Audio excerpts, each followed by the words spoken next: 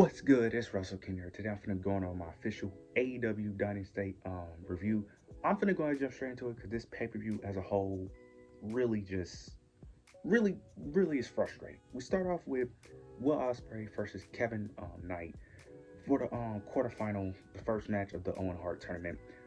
This was a really good match, absolute banger. Will Ospreay, of course, puts on banger matches. Very impressed with Kevin Knight. This was my first official time seeing him in the ring. This was really good. For a good portion of this match, Kevin Knight was reversing and countering every single move Will Ospreay was doing. But towards the end of the match, Will Ospreay started gaining the advantage and easily picked up the victory. Only makes sense. Will Ospreay ends up advancing to the semifinals, who he probably is going to face Brody King, I'm assuming, because I think Brody King and Konosuke have a match in the same bracket. So his next opponent most likely will probably be Brody King, in my opinion. Oh no, it's probably will be Konosuke actually. Now that I think about it, Konosuke probably will win that match. But nonetheless, he'll probably go all the way to the finals and win the Owen Hart tournament. But this was a banger match, but it was an obvious prediction with Ospreay winning. After this, we end up getting the Hurt Syndicate versus the Learning Tree with Big Bill and Brian Keith. Not gonna really go over this match. Towards the end of the match, you end up getting MJF.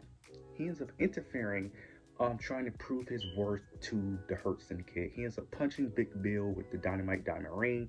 This allowed the Hurt Syndicate to pick their victory. I don't know how to feel about this, honestly, because the Hurt Syndicate don't need help from MJF, and I don't. It's weird because I get what MJF is doing. I get the story that he's trying to prove himself. It's just that this match really didn't need to happen on Dynasty of all places. This could have just happened on Collision, if I'm being honest, or like on Dynamite. And this was just unnecessary. This match didn't need to happen. Really, to be honest, majority of these matches should not happen on this pay-per-view. If I'm being honest, the first match with Will Ospreay and Kevin Knight, that shouldn't have happened on Dynasty. To be honest with you, but yeah, this is something that could have just happened on Dynamite. I don't get the purpose of this. The match itself was very mid, so yeah. But the Hurt Syndicate win with the help of MJF, even though they don't need the help of MJF, but they picked up the victory and they retain their AEW World Tag Team titles. Now we got the women's quarterfinal match for the Owen Hart tournament between Julia and Mercedes Moné. This match was very rough.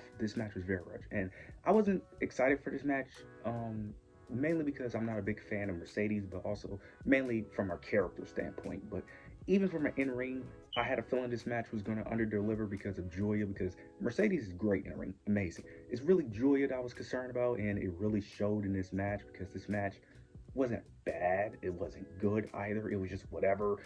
Again, another match on the card just for the sake of having a match. This match should have really just been on Collision or on Dynamite. Really didn't need to be on this show, but it is what it is. Mercedes picked up the victory. Her next opponent is most likely going to be Athena in the semifinals, who I forget who she faced in the Owen Hart tournament, but I'm assuming that's the route they're going with Athena being Mercedes' next opponent. But I'm assuming Mercedes is going to go all the way to the finals and end up winning the Owen Hart tournament, so you can do Toni Storm versus Mercedes. But yeah, Mercedes picks up the victory over Julia Hart and she advanced to the semifinals. Now we get the Death Riders versus Rated FTR, and this match happened exactly how I predicted in my prediction video. Towards the end of the match, you end up getting a moment where Adam Copeland ends up almost spearing Dax Harwood, but then Wheeler Yuta ended up pushing Adam Copeland into Dax, which ends up making them accidentally bump into each other, and then he ends up hitting a psycho knee onto Dax Harwood, picking up the victory for the Death Riders. Then after the match, you end up getting the heel turn of Dax Harwood. Then they end up doing this fake turn where they end up doing this thing where Dax tried to convince Cash to attack Adam Copeland with a chair, but then he pushes him, and then out of nowhere, Cash Wheeler ended up agreeing to doing it. Like, they basically like tricked the fans into thinking that Cash wasn't going to do it. I feel like that was dumb because from the kayfabe standpoint, that doesn't make sense to do that. It doesn't make sense for you to pretend like you weren't going to do it just to trick. From a kayfabe, I get why they did it. I understand why. From a reaction standpoint from the crowd, I get it. But the whole bait and tricking, I felt like it was a bit too much. But the FTR ended up turning on Adam Copeland, and it looks like we're heading into the direction of Christian Cage and Adam being a tag team, because that's the only thing I see. Because there's no reason for you to do this unless Christian isn't turning babyface. Now, how do you turn Christian babyface? I don't know how you do that, because I don't understand how you could turn Christian babyface. I don't know what story, because Nick Wayne and them turning on Christian shouldn't make Christian Cage a babyface, because Christian Cage deserved to get turned on. So I don't know what story they could do to make Christian a baby, because that's the only thing I see here. Now, FTR being a heel group, I'm not mad at it. I think it could be interesting because there's nothing else interesting in the tag division, so maybe them being heels can work. I'm interested to see how this plays out, but now, does the reasoning make sense for them turning heel? Not really, but it. This is one of the few things that I'm going to let play out, because AEW sucks right now, and this is one of the things that can actually be entertaining if booked correctly. So I'm going to let this play out. I don't hate it, but I don't love it either. So we'll see how this plays out, and I'm interested to see how this plays out. Now we get Toni Storm versus Meghan Bayne for the AEW Women's World Championship. This match really annoyed me, because this match, I was actually rooting for Meghan Bayne, and I'm not even a fan of Meghan Bayne due to her poor booking, but they built up Meghan Bayne as this absolute monster, and in this match, she was dominating Toni Storm. This was basically John Cena versus Brock Lesnar SummerSlam, but instead, they ended up making, John Cena, aka Toni Storm, pick up the victory for whatever reason. Now, I knew Toni Storm was going to win. It's how she won that made me mad, because they ended up having Meghan Bayne lose due to a roll-up pin. Yes, she got rolled up because she basically got Drew McIntyre. She ended up doing the Drew McIntyre effect, where she gets overconfident and get rolled up. Why? What was the purpose? What was the purpose of having her dominate Toni Storm if you're going to have her lose to a roll-up pin? She looked like an absolute monster. She was booked perfectly in this match. All you had to do was make her lose. Now, I understand why they didn't make her win this match. I get it, because you're not having her win this title and have her go to All In. You're just not doing that. I get it. Now, this shouldn't even be a match in the first place, because you shouldn't have done Meghan Bayne versus Toni Storm in the first place. But if you was going to do this match, it was out of two things. Either one, have Penelope accidentally cost Meghan Bayne, or you have Meghan Bayne win. Because having her lose to a roll-up pin is stupid. You could say this protects her, but this kind of protects her, but it also makes her look stupid as well. Like, she had the match won, but no, she got overconfident doing the Drew McIntyre thing and lose to a roll-up. It's a very lazy way of booking. I'm sorry. It's lazy. It's lazy booking. I'm sorry. It's very lazy booking. Like I said, I was rooting for Meghan Bayne, not because I like her, but just because the match got me invested in actually wanting her to win due to her dominance. Now, I don't know what Meghan Bayne would do to the championship, but it'll be something new and refreshing, because I like Toni Storm, but to be fair, there's nothing that Toni Storm can do with the championship right now, because the women's division isn't booked well. Part of it, it's not really her fault, but she kind of has the Rhea Ripley effect, where she's booked in a certain way where it kind of limits other women. But it's like again, I don't blame Rhea Ripley for why the women's division on Raw was trash. That's due to Triple H. Same thing with Tony Khan. But yeah, this was dumb. This was terrible. You shouldn't have the match in the first place, but due to how they made the match, how the match played out, Meghan Bayne should have won this match. I know a lot of people are going to disagree with me, but the way they made this match, the way the match played out, Meghan Bayne should have won, but Toni Storm retains and is still your women's world champion. Now we end up getting Kyle Fletcher versus Mark Briscoe, the other match in the quarterfinals. I'm not going to speak about this match. I do not care about this match. This was a solid match. It was whatever. Kyle Fletcher picks up the victory. I'm not going to go that depth on this match. I'm not. I just don't care. Now we get Chris Jericho versus Bandito for the AEW World Championship. Now, this match, I'm going to be honest, I don't care for this match, but this match low-key made me mad. Because basically, towards the end of the match, Chris Jericho cheats his way to pick up the victory due to the learning tree interfering, hits him with a bat, and picks up the victory. But after the match, you end up getting his mom and his sister, if I'm not mistaken, telling the ref that Chris Jericho cheated, pulling the bat from the steel steps where he hit it, and then they restarted the match, and then Bandito won the match. This was super confusing and super dumb. Now, you guys let me know in the comments below, is this like a Ring of Honor thing? Because if this is not a Ring of Honor thing, this is terrible booking. Because if the logic they're going to do is that you can prove someone cheated, it's live television. We can always prove that they cheated. So if we're going to do this argument that, well, they proved that someone cheated, can't every wrestler just do this then? Like, I don't know if this is a Ring of Honor thing. I don't know. But if this is not just a Ring of Honor thing, then this is bad booking. I'm sorry, because I know they was doing like Ring of Honor rules where it's a 20 count on the outside.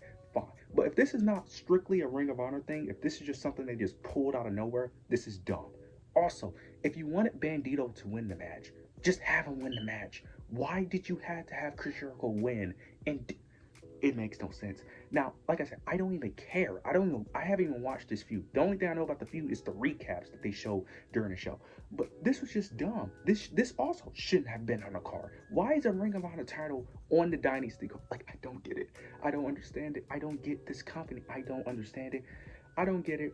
This whole match was just stupid in my opinion. It's whatever. I'm just gonna move on. But this was just stupid. After this, we ended up getting Adam Copeland versus Daniel Garcia. Very disappointed in this match. I thought this match was going to actually be potentially the match of the night, especially due to them doing a best out of 3 series. I thought they was going to really go all out, but this match was just whatever. Adam Cole ends up picking up the victory. He's your new TNT champion. I have no hopes for his championship reign because the TNT title hasn't meant anything since Christian Cage. And I'm assuming it's going to continue not meaning nothing since Christian Cage. So, yeah, we'll see how this plays out, but Adam Cole is your new TNT champion. After this, we end up getting Ricochet versus Speedball Mike Bailey versus Kenny Omega. Same thing here. Now, this match was solid. It went on a little too long for my liking, mainly because the match itself was kind of getting a bit repetitive. It was whatever. Kenny Omega retains his Continental Championship, and then they end up doing a tease of Okada, so we already know what the end goal is here. Okada versus Kenny Omega for both their championships, for the Continental Classic and for the International Championship. Hopefully, they combine those championships and make it one title, but we'll see how that plays out. Then we get the main event, the most frustrating thing of the show. Okay, so we did have a cool spot where Swerve Strickland ended up hitting a swerve stomp off the ladder onto the announce table. That was cool. But towards the end of the match, you end up getting you get Marina Shafir, she comes out. Then you end up getting Hangman Adam Page, he comes out in the match and he's about to attack Swerve, but then he ends up having second thoughts and about to attack Jon Moxley, it looks like. But then you get the Death Riders, they come out. Then you get the Ops of all people come out. Now I was confused by this. Now maybe something happened on Collision that I don't know about. I'm assuming that's what happened because why are the Ops in this? I don't get why the Ops came out. But the Ops come out. They end up attacking the Death Riders. They end up going all the way backstage. So now it's just Mox and Jon Moxley. Mox and Swerve. So you get towards the end. Swerve hits another Swerve Stomp. And it looks like he's about to pick up the victory. But the thing is, there's no referee. And he's selling a knee injury. So he can't go for the pin. Then out of nowhere, you get the lights. They cut off. Then they cut back on, and then you get the Young Bucks doing the EVP trigger onto Swerve, and Jon Moxley retains. Okay, now here's the thing. Typically with AEW, they typically do great pay-per-views and bad builds. And the last few pay-per-views have terrible endings. This pay-per-view not only sucked, but it also had a bad ending at the same time. Now, I knew Moxley was going to win. But the ending of having the Young Bucks help Jon Moxley makes 0 sense. I don't understand it, and I know they're probably going to explain on Wednesday. I'm sorry, it makes no sense because Jon Moxley talked about the reasoning why he's doing what he's doing. The Young Bucks are the equivalent of what Jon Moxley hates about AEW. Why would the Young Bucks help Jon Moxley? This makes no sense. I don't understand it. I don't get it. I don't get it. Now, this was my prediction anyway, Jon Moxley retaining, because it's very obvious that we're doing Will Ospreay versus Mox at All In, which is so stupid. But I don't understand it. This makes no sense at all. It doesn't. I don't even want to go that long because this video is already long. But this show sucked. This show sucked. The matches weren't even that good because typically the matches be a banger match, even though the build sucked. But this show sucked. This show was not good. A lot of matches were very okay to decent, but this show was not good. The show is not good. The only match I recommend you watching is the first match. That's it. Every other match is forgettable. But you guys let me know your thoughts and opinions down below. Make sure to like, comment, subscribe. But yeah, that's it.